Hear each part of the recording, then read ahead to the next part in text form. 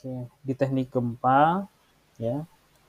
Pertemuan terakhir kita sudah kita menentukan klasifikasi dari tanah ya.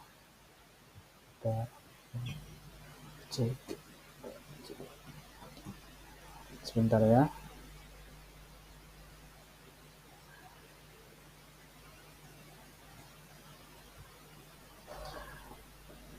Nah, setelah kita menentukan kelas tanah ya, ini si kelas situs tanah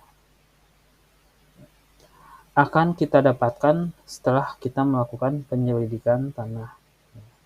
Nah, penyelidikan tanah itu ada dua, ada SPT, Soil Penetration Test, lalu yang kedua ada DCP, Dutch Compenetration, atau kita sebut dengan sondir.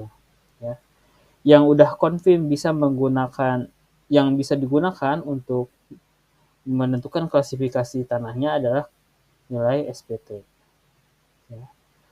Nah, lalu untuk sondir, saya hanya punya data sondirnya, data SPT-nya nggak ada. Gimana? Nah, harusnya sih bisa ya. Cuman belum saya pelajari lebih lanjut apakah bisa apa enggak nih klasifikasi tanahnya kita menggunakan data sondir atau DCP. Oke.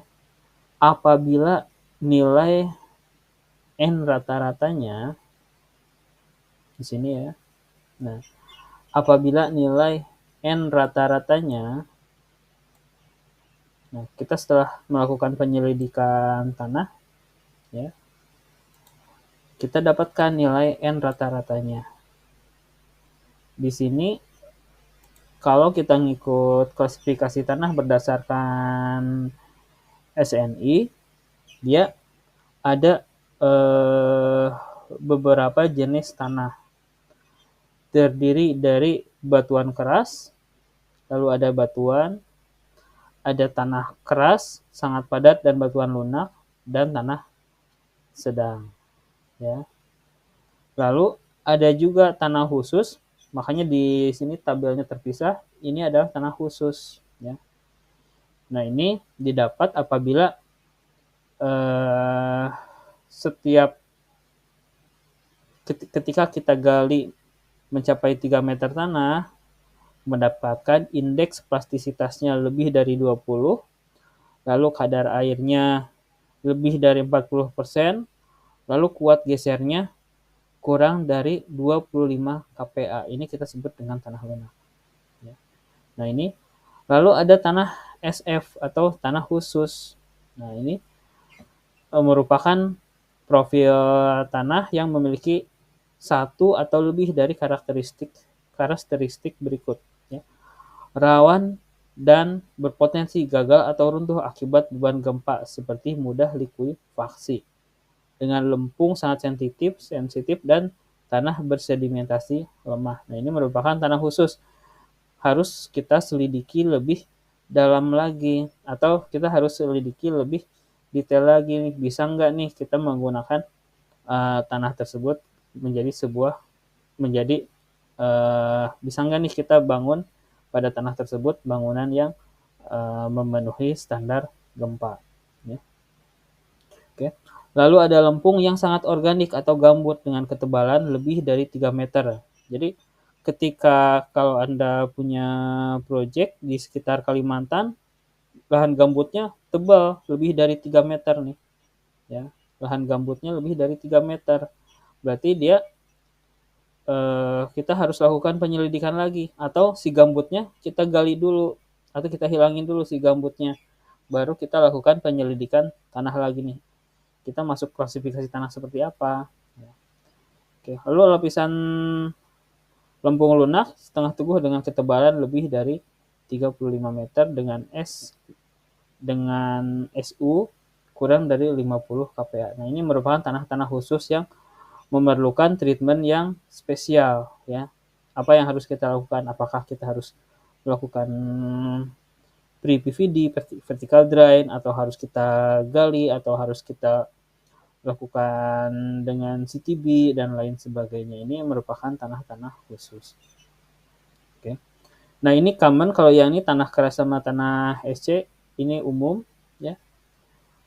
Kalau kita menyelidiki tanah pasti hasilnya antara tanah keras atau tanah sedang.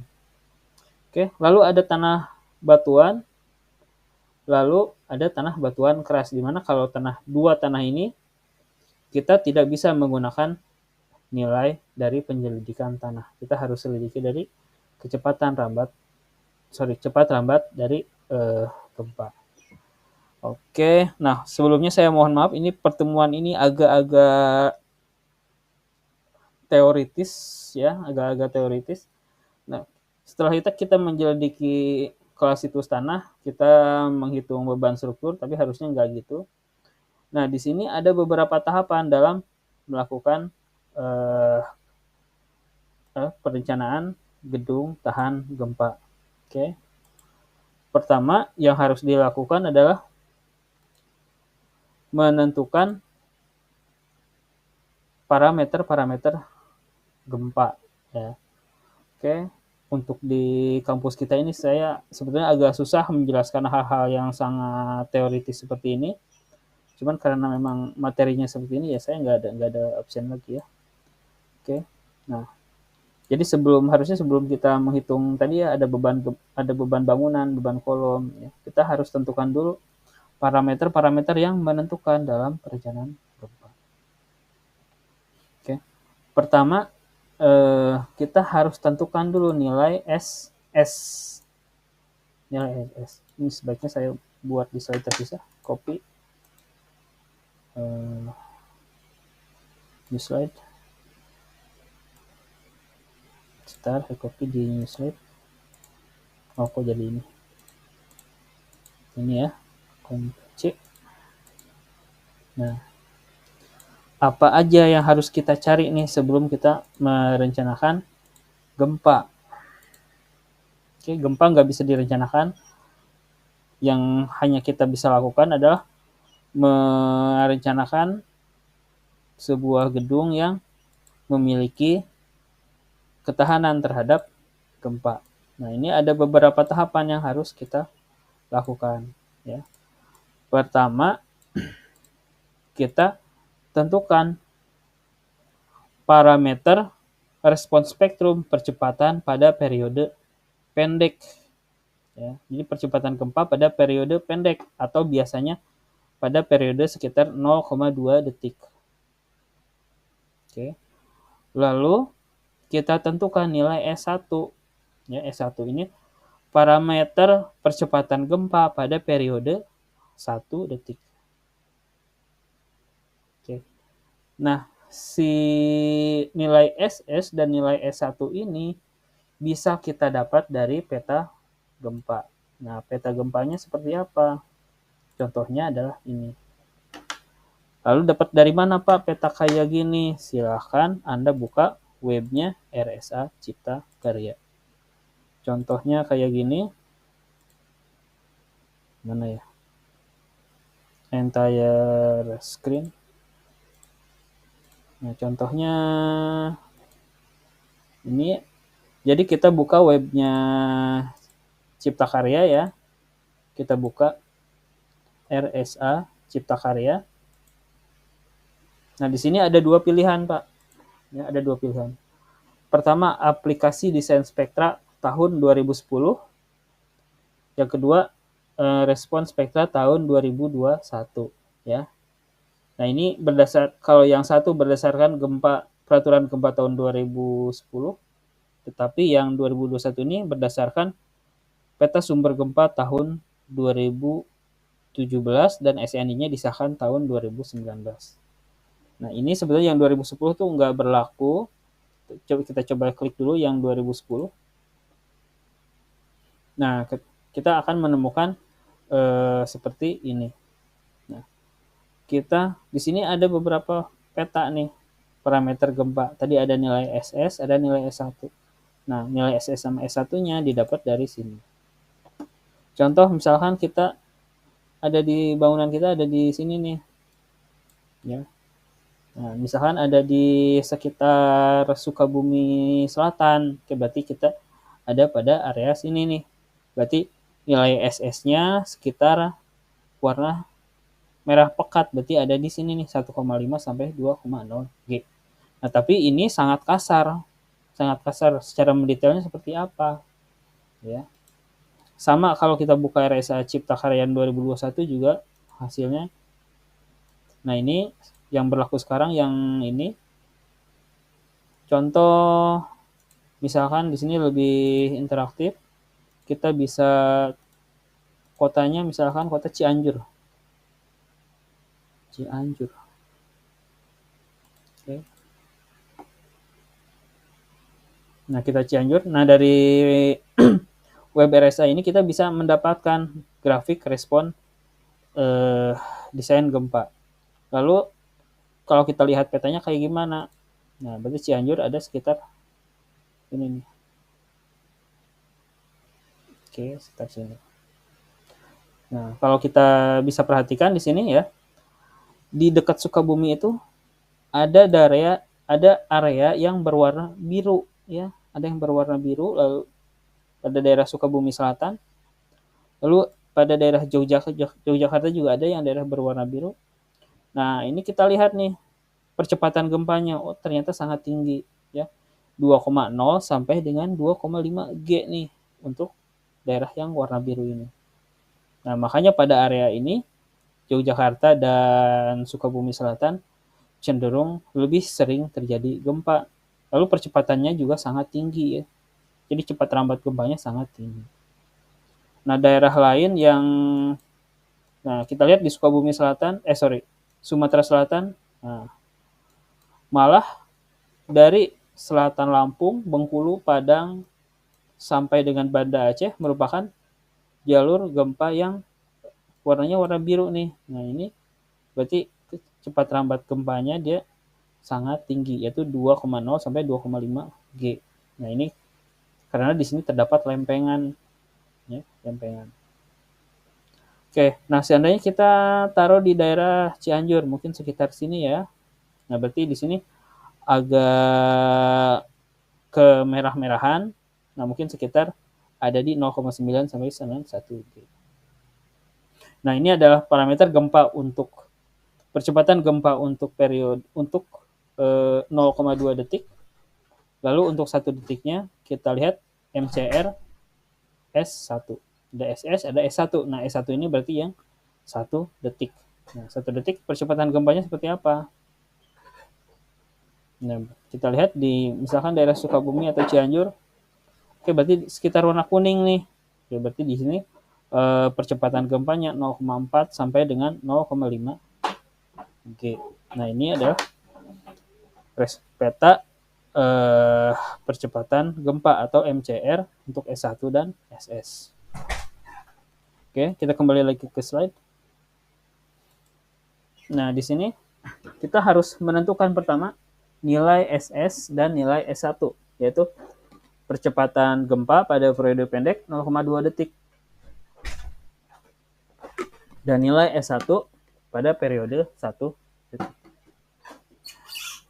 Oke, nah sebelumnya kita sudah tentukan tanah kita geser ke sini aja ya. Oke.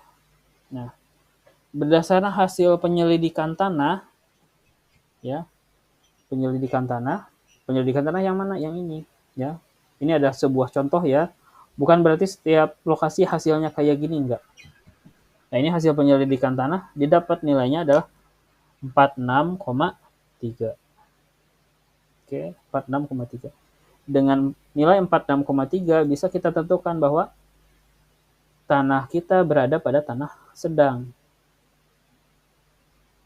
Ya, tanah sedang. Oke, seandainya contoh nih. Contoh ya. Contoh. Kita rencanakan pekerjaan kita adanya di Bogor contohnya ya. Bogor. Oke, nah kita lihat nih peta respon spektrumnya. Kalau kita menggunakan 2010, kita cari nama kotanya ya, misalkan kota Bogor. Bogor. Ini agak lama yang 2010. Kita lihat ada hasilnya enggak nih. Ini kita menggunakan yang 2010. Nilai SS-nya berapa nih? Keluar enggak di sini? Kita lihat.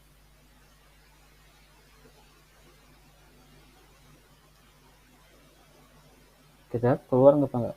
Nah, stuck ya. Enggak keluar. Berarti kalau kita menggunakan RSA 2010, kita harus menggunakan kita harus menggunakan warna-warna ini nih, yang map-map ini, ada yang biru, ada yang hijau. Kita coba nih spektra yang 2021. Oke, kita ganti menjadi kota Bogor. Bogor. Oke. Nah, di kota Bogor, kota ya, bukan Kabupaten Bogor. Nah, udah keluar nih grafik respon spektranya. Kita tentukan jenis kelas situs tanahnya seperti apa. Maka kita pisahkan kelas, karena tadi hasilnya tanah sedang, kita cari di sini tanah sedang. Nah, ketahuan. Berarti nilai SS-nya adalah 1,058 dan nilai S1-nya adalah 0,4815. Oke, kita masukkan kita tulis di sini biar nggak lupa. Berarti di sini nilai SS-nya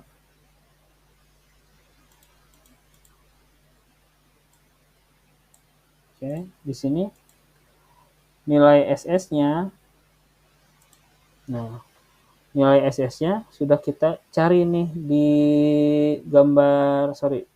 di web RSA-nya. Berarti nilai S1-nya adalah nilai SS-nya untuk periode 0,2 second-nya adalah sebesar 1,058. SS-nya sudah 1,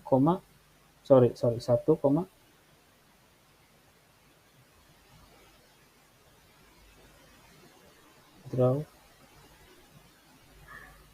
Nilai SS-nya SS sama dengan SS-nya 1,058. Oke. Lalu nilai, karena ini percepatan, berarti meter per detik pangkat 2 ya. Ini satuannya ya, meter per detik pangkat 2, karena ini rumus percepatan. Oke. Lalu nilai S1-nya percepatan pada periode 1 detiknya atau nilai S1. Nilai S1-nya sama dengan 0,4815 meter per detik pangkat 2. Oke. Nah, setelah itu kita tentukan kelas tanah ya. Kita tentukan kelas lokasi tergantung pada kondisi tanah yang diklasifikasikan sesuai kecepatan rambat gelombang geser SPT atau kuat geser nir air. Nah, kelas situs tanahnya udah kita hitung sebelumnya. Kelas situs tanahnya kita ada di kelas yang ini nih, tanah sedang. Oke, kita tentukan di sini tanahnya sama dengan tanah sedang atau SD, tanah sedang. Oke. Ini langkah pertama udah. Langkah kedua, kelas situs tanahnya sudah. Sekarang kita tentukan nilai SMS atau nilai parameter respon percepatan gempa tertimbang maksimum yang telah disesuaikan dengan kelas lokasi. Ya. Oke. Namun sebelumnya, untuk mencari nilai SS sama S1 juga kita bisa menggunakan maps ini ya. Ini nilai SS-nya. Nah, ini nilai S1-nya. Nah, tetapi kelemahannya Kalau kita menggunakan map ini, tidak akan menghasilkan data yang mendetail. Kita dapatnya adalah range antara 0,2 sampai dengan 0,4 G. Contohnya ini untuk Semarang. Ya. Contohnya ini untuk Semarang. Ini 1,0 sampai dengan 1,2 G. Nah, kalau kita menggunakan si grafik respon yang tadi, yang menggunakan apa namanya grafik respon, maka kita bisa dapat mendetail nilai SS-nya 1,0. Tapi kalau kita menggunakan map kayak gini, nah kita hanya dapat rank-nya, ya 1, sekian, 1,0 sekiannya kita nggak dapat. Kita hanya mendapatkan nilai range-nya. Oke, next. Nah ini kita mencari nilai parameter S1 dan nilai SS-nya. Kalau yang SS itu adalah percepatan gempa pada periode 0,2 detik, ya. Sementara S1 adalah parameter percepatan gempa untuk 1 detik. Nah, langkah ketiga kita tentukan nilai SS dan nilai S1-nya yang sudah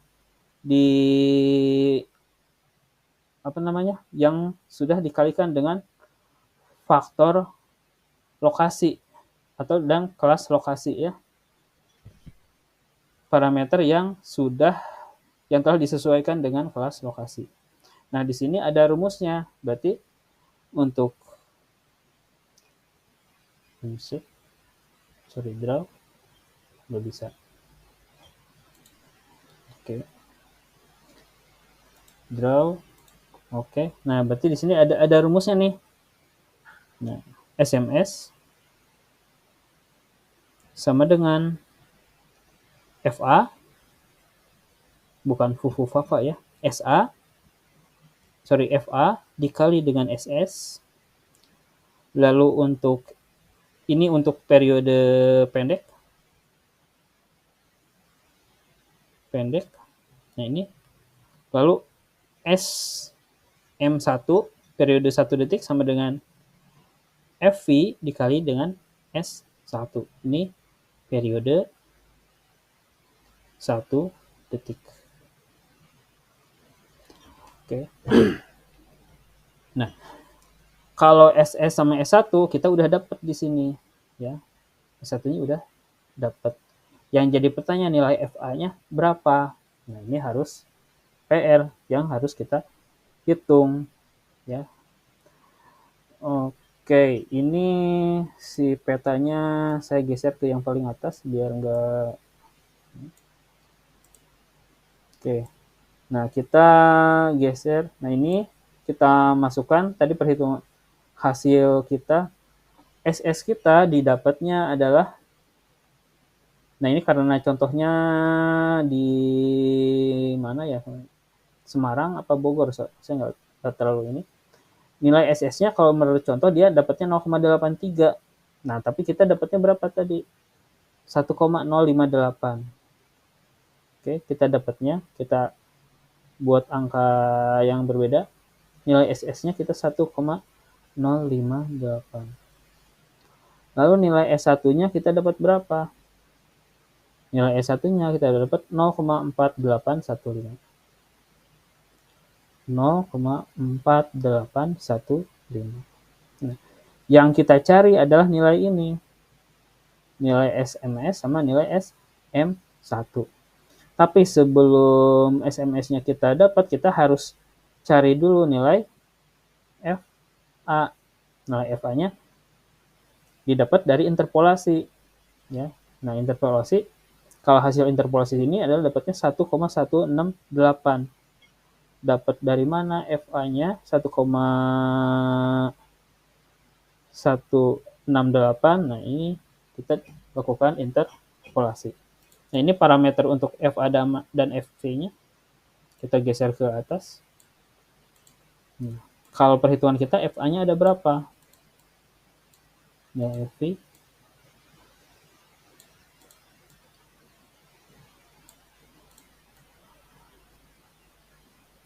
Oke, kita lihat di sini nilai FA kita lakukan dengan cara interpolasi. Nah, di sini menurut si contoh ya,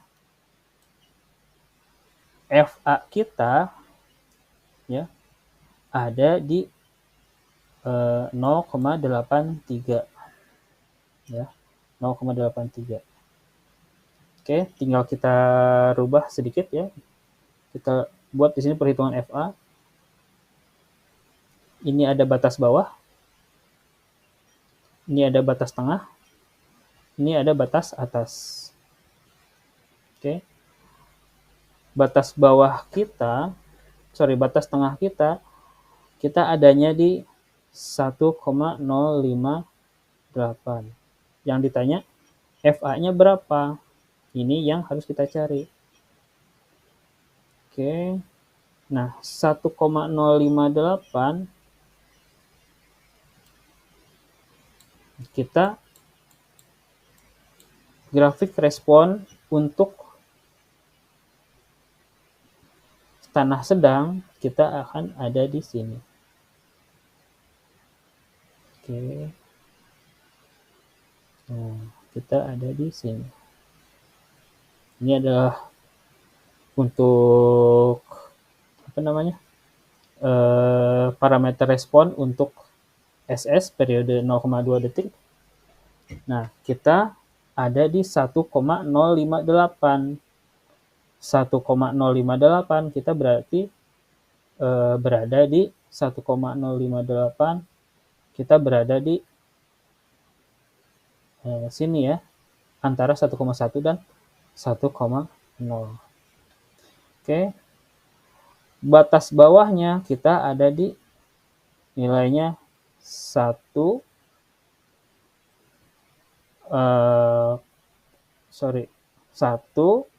dan nilai ini 1,1 dan nilai si SS-nya adalah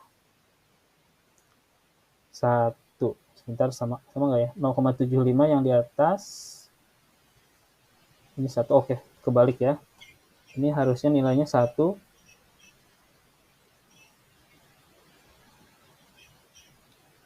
Draw 1. Lalu di bawahnya nilainya 1,2. Kalau kita kebetulan 1,1. Oke. Lalu batas atasnya kita adanya di, kalau ini karena 0,2 ada di 1,25. Lalu batas atasnya di nilai 1. Nah, FA kita ada berapa? Berarti FA sama dengan D dibagi sebentar. Sebetulnya ada Excel-nya ya. Saya punya Excel-nya. Biar cepat. Bentar, saya cari Excel-nya. Nah, K35 berarti 0, ini menjadi nilai D, ini menjadi nilai D, lalu DF K35F, F-nya ada di M, M-nya ada di M35, ada di sini ada M. FA sama dengan, berarti di sini 1 dikurang 1 min 1,058. Sebentar. F dikalikan dengan F, F-nya ada di K dikurang M. Oke, salah. Ini salah. Ini menjadi F ada di sini. F dikurang 1,25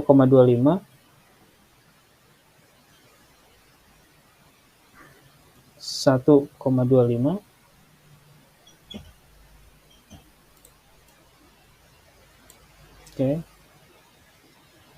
dikali B min A.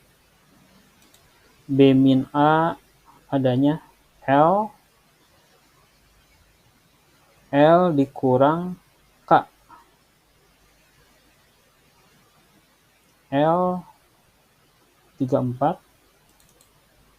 L34 sebentar, yang ini K35 oke, berarti ini salah lagi, berarti ini 1,1 ya. Bentar, ini salah. Nah, kita harus menggunakan interpolasi, ini agak-agak tricky. Sini ada 1,1 dikurang 1,1 K35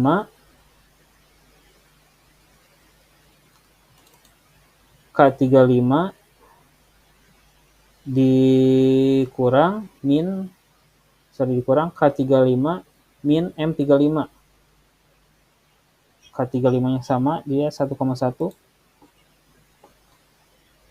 Maaf, ini salah.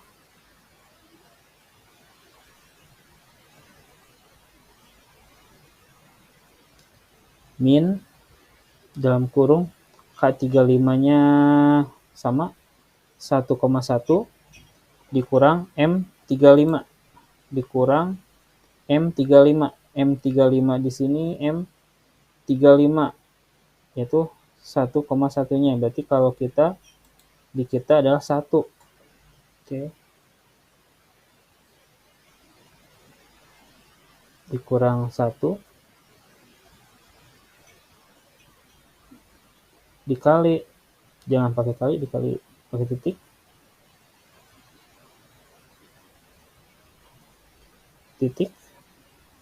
B min A. B min A-nya L 34 dikurang K34.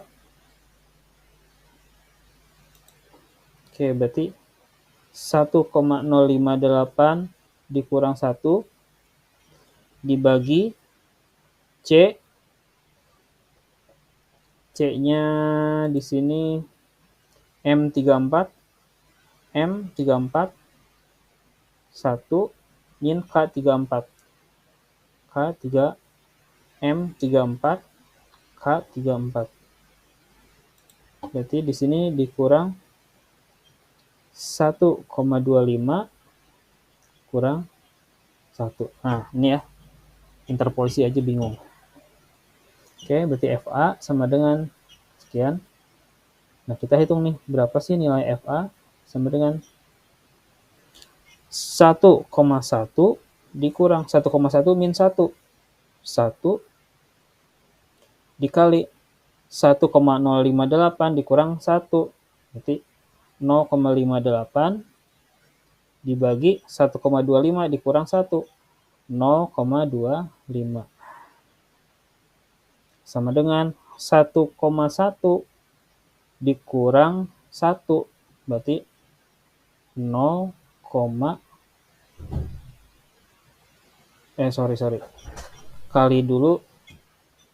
kali dulu baru dikurang ya.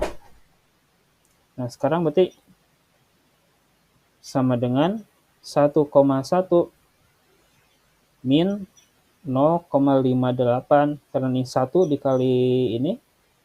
0,1 ya. 1,1 dikurang 1 berarti 0,1. Berarti di sini akan ada nilai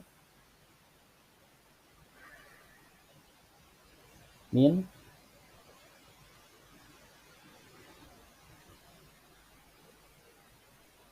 0,1. Oke. Min 0,1 dikali 0,58 dibagi 0,25 berapa?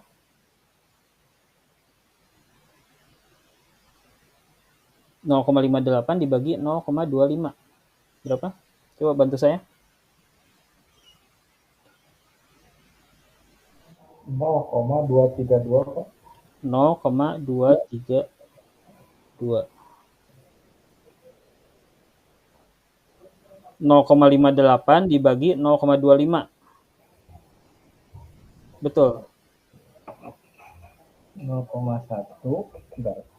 0,1 dikali 0,58 dibagi 0,25 ini dikali itu sudah dikali Pak, udah dikali 0,1. Oh, oke. Berarti 1,1 dikurang 0,232 gitu ya. Ya. Oke, terima kasih. Nah, berarti ini nggak ada. Nah, coba hasilnya berapa di sini? Bantu saya. 0,868. 868. 0,868 kayak gini. Iya Pak. Nah, berarti nilai FA kita adalah nilai FA kita menjadi 0,868. Oke, sebentar nih, agak sanksi nih. Oke. Agak-agak sanksi. Harusnya nilai kita antara 1,1 dan 1,0 nih. Ya. Harusnya antara 1,1 sampai dengan 1,0. Ya. Sebentar, ini Eva 0,83 0,83 SS-nya dapatnya 1,1. Nah, ini salah Pak. Harusnya antara 1,0 harusnya antara 1,0 dan nilai FA kita ada di sini nih antara 1,0 dan 1,1 nih. Dan 1,1 harusnya 1,00 sekian. Coba kita uraikan lagi. Nah, kita uraikan lagi.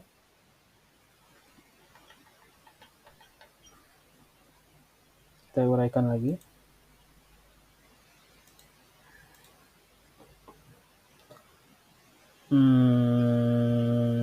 Draw. Oke. Sama dengan 1,1 dikurang 0,58 dibagi 0,25 berapa? 0,58 dikali 0,25.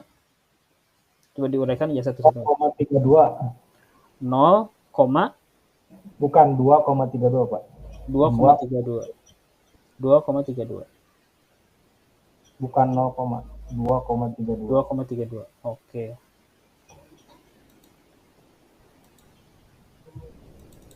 $2,32. Bentar, not responding. 2,32. Oke, sekitar 1,1 dikurang 0,1 dikali 2,32. 0,232.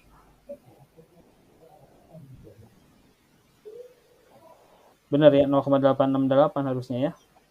Tapi ini salah apa? Harusnya ini 1, sekian nih. Ya, kita harusnya di interpolasinya kayaknya ada yang salah nih. Kita cek interpolasinya ada yang salah apa enggak nih. Kita cek interpolasinya ada yang salah apa enggak nih. Oke. Mendingan kita lihat di Excel-nya aja ya. Nilainya Pak. Langsung kita di Excel-nya aja. Di perhitungan kita F di sininya kita adanya di sini nih. Nah, 1,1 dengan dan 1,0 ya. Batas bawahnya adalah 1 ya. 1 dengan nilai FA-nya 1,1. Oke. Lalu kita nilai hasil SS-nya. Hasil SS-nya kita adalah koma ya mintanya ya. Koma. Oh, titik. Maaf. Titik. Nah, nilai SS-nya tadi setelah kita hitung 1,058. Oke.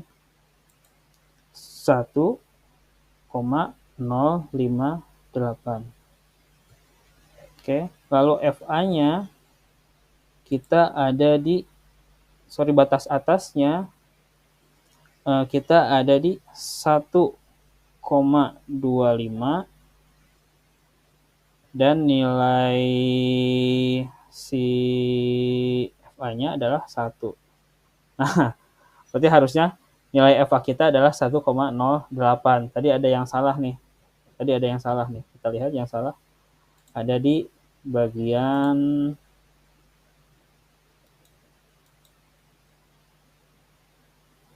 mananya ya?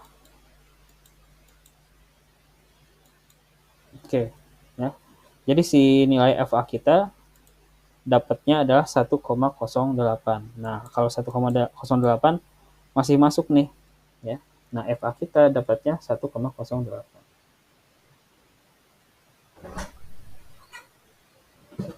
Draw 1,08.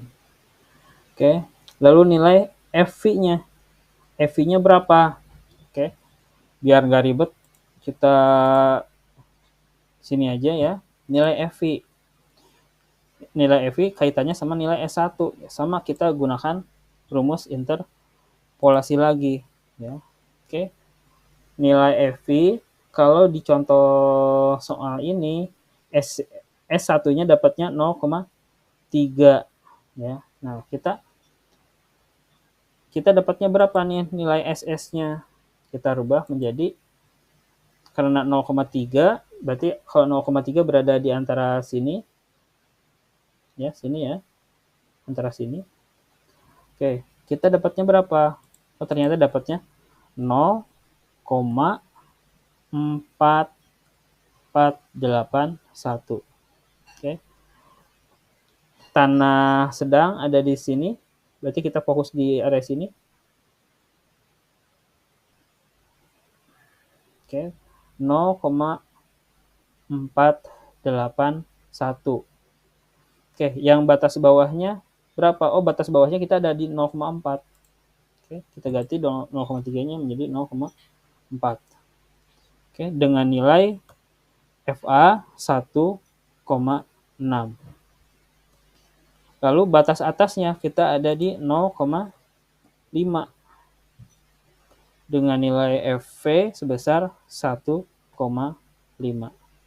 Oke, didapat berarti nilai FV kita adalah sebesar 1,52. Oke, FV sama FA-nya udah dapat, tinggal kita menghitung nilai tadi ya, sesuai si tahapannya. Tentukan nilai SMS dan nilai S1, yaitu percepatan gempa setelah dikalikan dengan faktor kelas lokasi. Ya. Berarti SMS sama dengan FA dikali SS, lalu M1 FV dikalikan dengan S1. Oke, berarti nilai SMS kita sama dengan FA dikali S1 sama dengan FA-nya 1,08 dikali dengan SS kita, SS ya. SS 1,08 dikali 1,058.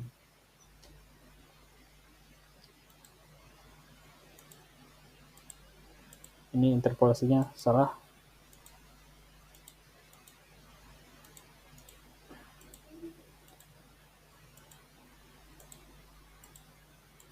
Bentar. Nah, oke. Nah, 1,08 dikalikan dengan 1,058. 1,08 didapat dari nilai FA, sedangkan nilai 1,058 kita dapat dari nilai SS. Nah, nilai SS ini kita dapat dari Web RSA Cipta Karya. Ini berdasarkan lokasi nih. Berdasarkan lokasi dan kelas tanah. Oke, kita lanjutkan. 1,08 dikali 1,058. Berapa?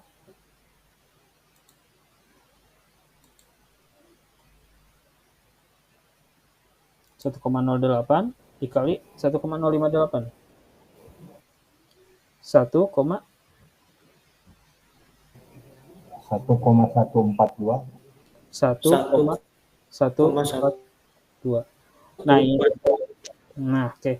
Nah, ini adalah nilai dari SMS. Itu parameter percepatan gempa setelah dikalikan dengan faktor kelas lokasi. Lalu yang kedua, nilai FV dikalikan dengan nilai S1. FV-nya kita dapat 1,52.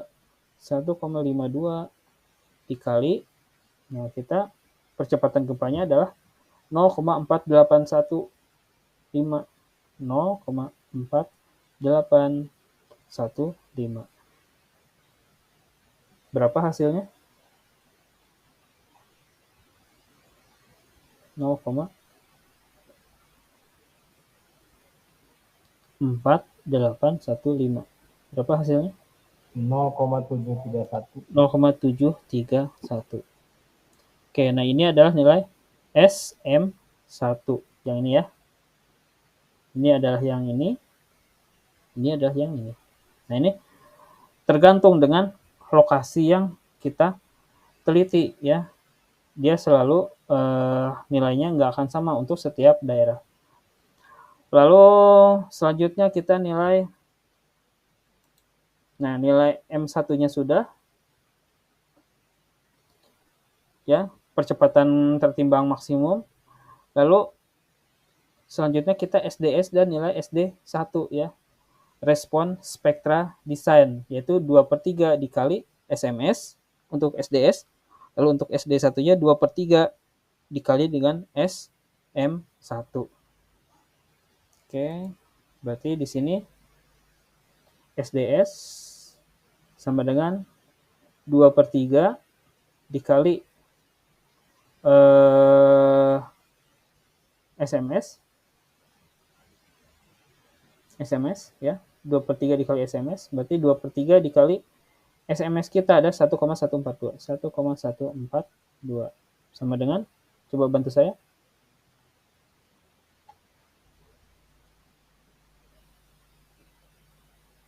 Berapa?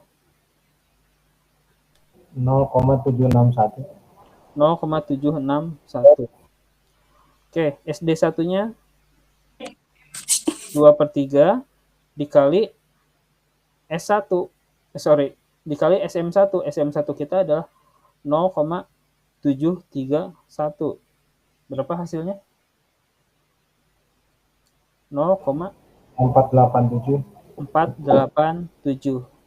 Nah, ini parameter-parameter gempa respon spektrumnya udah kita ketahui. Nah, sekarang kita mencari nilai faktor reduksi dan kategori resiko. Nah, kategori faktor reduksi dan kategori resiko ini kita akan tergantung dengan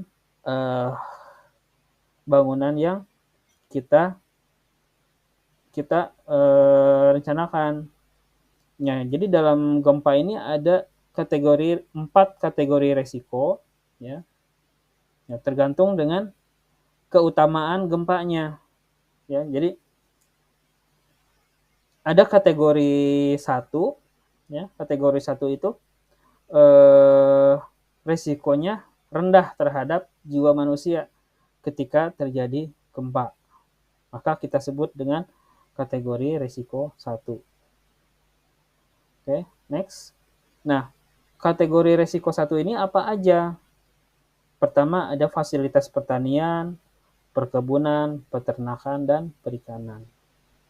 Lalu ada fasilitas sementara, ada fasilitas penyimpanan, rumah jaga, kayak pos security, dan lain sebagainya.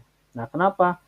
Karena di kategori resiko 1 ini dia kayak lumbung padi. Ya. Seandainya lumbung padi ini terkena runtuh, terkena gempa ya, orang jarang kok pemilik lumbung padinya ada di dalam lumbung padi gitu ya. Lalu ada perkebunan, misalkan ada kayak kebun hidroponik gitu ya. Nah, termasuk kategori 1 karena ketika si kebun hidroponik ini runtuh akibat gempa, orang manusia yang aktivitas di dalamnya juga jarang-jarang kok, nggak selalu ada. Nah, ini kita sebut dengan kategori 1. Lalu ada kategori 2 ya. Kategori 2 ini semua gedung dan struktur lain yang termasuk ke dalam kategori 1, semua gedung dan struktur lain kecuali yang termasuk ke dalam kategori 1, 3, dan 4. Tetapi tidak dibatasi untuk perumahan. Ya, berarti ini agak-agak tricky, bacanya susah. Berarti yang termasuk kategori 2 ini adalah perumahan atau rumah pribadi, ruko atau rukan, pasar, gedung perkantoran, apartemen, pusat perbelanjaan, industri, manufaktur, dan pabrik. Ya. Nah, di sini kenapa termasuk kategori 2? Karena di sini meskipun di sini ada banyak aktivitas orang di sini, tetapi kayak ini contoh gedung perbelanjaan, mall, ya. Ini memang banyak orang nih yang aktivitas di sini. Tapi ketika terjadi gempa, orang yang ke mall kan nggak mungkin tengah malam, pasti di siang-siang. Nah, ketika terjadi gempa, dia bisa lari dengan mudah nih, mencari gerbang-gerbang keluar. Sama kayak bangunan industri. Bangunan industri, dia ketika terjadi gempa, sudah ada jalur evakuasinya, udah jelas. Jadi sebetulnya nggak terlalu riskan. Terus bangunan industri juga kebanyakan kan dioperasikan pada siang hari, ya. Maka ini termasuk ke dalam kategori 2. Lalu next ada kategori 3, ya, kategori 3. Nah, kenapa kategori 3 ini kastanya lebih tinggi dibanding kategori 2, ya. Di mana pada kategori 3 ini orang yang ada di dalam sini memiliki keterbatasan untuk evakuasi. Ya, contohnya adalah gedung bioskop, karena lagi nonton gelap, tiba-tiba terjadi gempa bumi, kan bakal kebayang bakalan gimana chaosnya di gedung bioskop. Udah mah gelap, kadang si lampu exitnya juga nggak jelas, begitu exit langsung kena cahaya yang sangat terang, ya. Nah, ini gedung bioskop termasuk ke dalam kategori 3. Lalu ada penjara. Nah, penjara, kenapa penjara masuk kategori 3? Itu kan orang-orang kriminal semuanya. Nah, karena penjara dia akses keluar masuknya sangat terbatas, ya. Akses keluar masuknya sangat terbatas. Jadi ketika terjadi gempa bumi, bisa aja si sipir pada lari duluan, tetapi para narapidananya masih tertinggal di dalam. Mereka siapa yang mau nyelamatin? Kayak gitu ya. Lalu ada fasilitas kesehatan yang tidak memiliki unit bedah dan unit gawat darurat. Berarti ini kita bisa asumsikan ini hanya sebagai klinik lokal. Klinik ya, klinik. Oke. Next ada kasta yang paling tinggi, yaitu kategori resiko 4. Ya. Resiko 4 ini berarti bangunan-bangunan monumental, lalu bangunan sekolah dan fasilitas pendidikan, ya. Lalu ada rumah ibadah. Nah, ini karena akses keluar masuknya sangat terbatas. Contohnya gedung sekolah ya. Kita bayangin sekolah TK, anak kecil semuanya, ketika terjadi gempa bumi ya, ya susah ya anak TK untuk mengatur-ngatur, untuk mengarahkannya gitu ya. Next adalah rumah sakit dan kesehatan lain yang memiliki fasilitas bedah dan unit gawat darurat. Coba Anda bayangin ketika terjadi orang lagi di ICU, lagi dirawat inap, ya, dalam kondisi medis yang sangat payah, terjadi gempa bumi, tentunya akan sangat sulit. Maka ini termasuk ke dalam kategori 4. Ya. Nah, lalu dari 4 kategori ini kita bagi ke dalam faktor keutamaan gempa. Oke. Di mana kelas resiko 1 dan 2, berarti yang ini ya. Nah, ini. Oke. Faktor keutamaan gempanya adalah 1 ya. 1. Ya, jadi bisa dipastikan beban gempa, atau kita bisa sederhanakan faktor beban gempanya kita pengalinya adalah 1 aja. Ya, jadi utama tetap utama, tapi pengalinya 1. Oke. Lalu untuk kategori 3 1,25 atau 25% lebih tinggi dibanding kategori 1 dan 2. Lalu nomor 4, ya kategori 4, nih faktor keutamaan gempanya adalah 1,5. Berarti dia 50% strukturnya harus lebih kuat dibanding kategori 1. Nah, nilai faktor keutamaan gempa ini kita masukkan ke dalam data awal kita. Data awal kita yang diminta kategori resiko gempa. Nah, ini dituliskan 1 ya. Tuliskan 1. Ini karena mungkin dalam perencanaannya hanya gedung perkantoran atau lain sebagainya. Next ada faktor reduksi. Ini ditulis 8. 8 dapat dari mana? Nah, kita lihat di sini. 8. Oke, bukan di sini. Bukan di sini. Ada di mana ya? Nah, ini ya. Koefisien modifikasi respon nilai R. Nah, ini berdasarkan dengan struktur yang kita rencanakan. Ya, ada berbagai macam jenis struktur. Nah, ini diasumsikan di sini kalau di contoh soal kita faktor reduksinya atau koefisien reduksinya adalah 8. Ya, ini koefisien reduksinya adalah 8 ya, nilai R-nya. Nah, ini tergantung dari jenis struktur yang kita gunakan. Di sini ada dinding geser, ada rangka beton dan lain sebagainya. Ini contoh diambil angka 8, berarti kalau nggak salah yang ini atau struktur lainnya. Ini banyaknya, ada sekitar 30 sekian jenis lah ya. Nah, ini ada faktor untuk mencari reduksi dari tadi ya, data awal untuk perencanaan gempa. Oke, sampai di sini ada pertanyaan?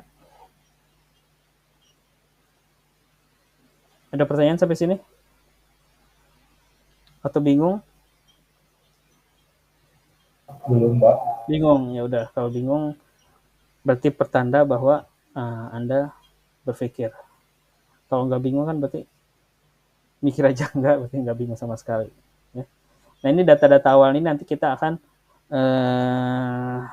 terjemahkan ke dalam respon spektrum gempa. Nanti hasilnya adalah grafik respon yang sudah dimodifikasi. Ya. Nanti hasilnya kurang lebih seperti ini.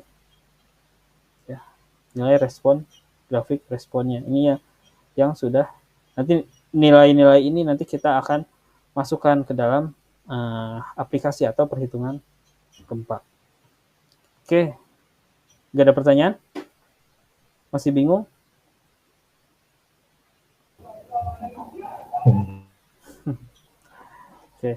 Oke, kalau memang tidak ada pertanyaan, saya cukupkan sekian untuk mata kuliah teknik gempa ini.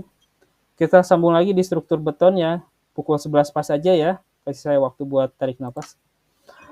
Oke, kalau tidak ada pertanyaan, saya cukupkan sekian. Mudah-mudahan pertemuan kita bermanfaat. Saya ucapkan terima kasih. Assalamualaikum warahmatullahi wabarakatuh. Waalaikumsalam warahmatullahi wabarakatuh.